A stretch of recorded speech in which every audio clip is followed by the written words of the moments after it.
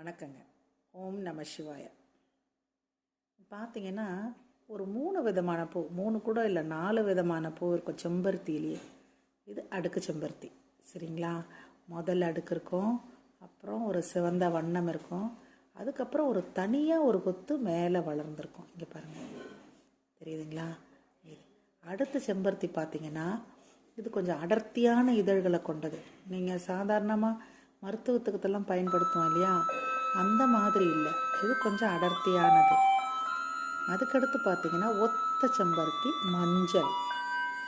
அதுக்கடுத்து பார்த்தீங்கன்னா சொன்னேன் இல்லையா, அது அடர்த்தியானதுன்னு. இது மென்மையான இதழ்களை கொண்ட ஒரு செம்பருத்தி. இதே மாதிரி தான் தனியாக இந்த காம்பு தெரியும்.